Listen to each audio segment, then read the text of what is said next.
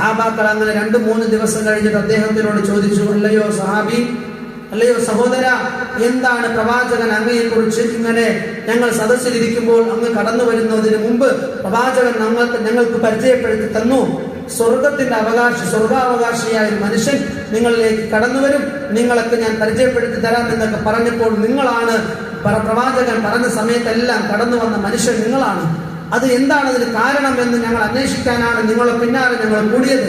നിങ്ങൾ പോകുമ്പോഴും ഉറങ്ങുമ്പോഴും വരുമ്പോഴും ഉണരുമ്പോഴും ഒക്കെ ഞങ്ങൾ അങ്ങയുടെ പിന്നാലെ കൂടിയത്. അങ്ങ് എന്താണ് കൂടുതൽ നന്മകൾ ചെയ്യുന്നത്, അത് ചെയ്ത് ഞങ്ങൾക്കും സ്വർഗം കരസ്ഥമാക്കണമെന്ന ആഗ്രഹത്തോടു കൂടിയാണ് ഞങ്ങൾ നിങ്ങളെ പിന്തുടരുന്നത് എന്ന് പറഞ്ഞപ്പോൾ അദ്ദേഹം പറഞ്ഞു, എനിക്ക് പ്രത്യേകിച്ച് ഒരു അമലുമില്ല, നിങ്ങൾ ചെയ്യുന്നത് പോലെ സാധാരണയുള്ള കാര്യങ്ങൾ മാത്രമാണ് ഞാൻ ചെയ്യുന്നത്. പിന്നെ എനിക്കുണ്ടാകുന്ന ഒരു ഗുണം, അല്ലെങ്കിൽ ഞാൻ ശ്രദ്ധിച്ചിരുന്ന ഒരു കാര്യം, ഞാൻ മറ്റൊരാളെ കുറിച്ച് മോശമായ ഒരു ചിന്താഗതി എനിക്ക് ഒരിക്കലും ഉണ്ടായിട്ടില്ല. ആരെ കുറിച്ചും എനിക്ക് തെറ്റിദ്ധാരണയില്ല. ഒരു മോശമായ ഒരു ചിന്ത എനിക്ക് ആരെ കുറിച്ച് എന്റെ ഹൃദയത്തിൽ ഇതുവരെ ഞാൻ അങ്ങനെ വെച്ച് പുലർത്തിയിട്ടേ ഇല്ല. അത് മാത്രമാണ് എനിക്കുള്ളത്. ബാക്കിയെല്ലാം നിങ്ങൾ ചെയ്തതുപോലെയുള്ള കാര്യങ്ങൾ മാത്രമേ ഞാൻ ചെയ്യുന്നുള്ളൂ. പക്ഷേ ഈ ഒരു കാര്യം ഞാൻ പ്രത്യേകം ശ്രദ്ധിച്ചിരുന്നു.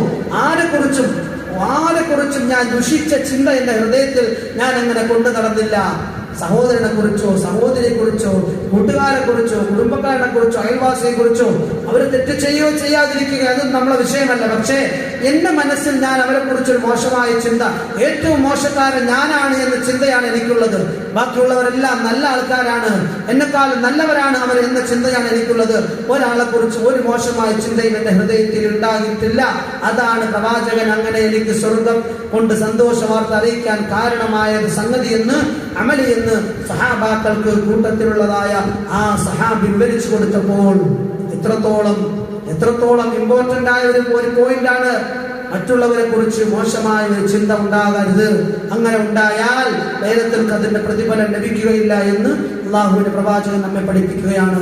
അസൂയ, മറ്റുള്ളവരെ കുറിച്ച് വൈരാഗ്യം, അതുപോലെ മോശമായ ചിന്ത, തെറ്റിദ്ധാരണ, ഇങ്ങനെ ഹൃദയത്തിൽ അങ്ങനെ പകയും, ഇങ്ങനെ അവരെ കാണുമ്പോൾ ഇങ്ങനെ പെരുവിരൽ തരിച്ചു കയറും, അല്ലെ, വിരളൊക്കെ ഇങ്ങനെ ചൊടിച്ച് ഇങ്ങനെ എന്ത് കൈ കിട്ടിയാൽ അരച്ചു കുടിക്കുന്നതായ ദേഷ്യം, കണ്ണ് ഇങ്ങനെ ഉരുട്ടി, അതുപോലെ പല്ല് കടിച്ച് ഇങ്ങനെ കൈ ചുരുട്ടി, ഇങ്ങനെ പെരുവിരൽ തള്ളവിരലിൽ ഇങ്ങനെ അരപ്പിങ്ങനെ പെരുത്ത് കയറുമെന്ന് പറയില്ല, ഇതേപോലെ ഇങ്ങനെ മനസ്സിൽ ഒരു നിലയ്ക്കും ആരെക്കുറിച്ചും ഒരു ചിന്താഗതി, ഒരു വൈരാഗ്യം, ഒരു തെറ്റിദ്ധാരണ, അങ്ങനെ ഒരു മോശമായ ഒരു ചിന്തയും നമ്മൾ വെച്ച് പുലർത്തരുത്.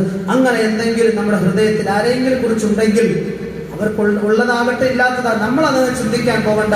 അത് അവരും അല്ലാഹുവുമായിട്ട് ആയിക്കൊള്ളട്ടെ. നമ്മൾ പറഞ്ഞ് മനസ്സിലാക്കി കൊടുക്കുക. നമുക്ക് കൃത്യമായി ബോധ്യപ്പെട്ടാൽ ആ തെറ്റ് അവരുടെ ഭാഗത്തുണ്ടെങ്കിൽ അവരെ സന്തോഷത്തോടെ സ്നേഹബുദ്ധിയെ തിരുത്തി കൊടുക്കുക, കുറ്റപ്പെടുത്താൻ പാടില്ല.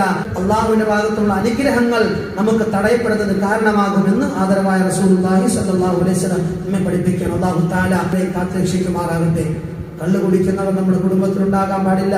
അവരെ പറഞ്ഞ് മനസ്സിലാക്കി കൊടുക്കണം, അവരെ കൊണ്ട് പശ്ചാത്തപിപ്പിക്കണം, അതിൽ നിന്നും പിന്മാറ്റണം. അവരോട് പറയണം, നിങ്ങൾ ഇത് ചെയ്യൂല എന്ന് എനിക്ക് വാക്ക് നൽകണം, ഉറപ്പ് തരണമെന്ന് പറയിപ്പിക്കണം. കാരണം നമ്മുടെ ആഖിറത്തിന്റെ വിഷയമാണ്. നമ്മൾ മരണപ്പെട്ടു പോയാൽ നമുക്ക് ആഖിറത്തിൽ മോക്ഷം ലഭിക്കണ്ടേ, നമ്മൾ രക്ഷപ്പെടേണ്ടവരല്ലേ എന്നൊക്കെ പറഞ്ഞ് അവരെ മനസ്സിലാക്കി കൊടുക്കണം. പിന്നെ രണ്ടാമത്, മാതാപിതാക്കളുമായി പിണങ്ങി കഴിയുന്നവർ ആരെങ്കിലും ഉണ്ടെങ്കിൽ ആ പിണക്കം അവസാനിപ്പിക്കണം. 3, കുടുംബ ബന്ധം ചേർക്കണം.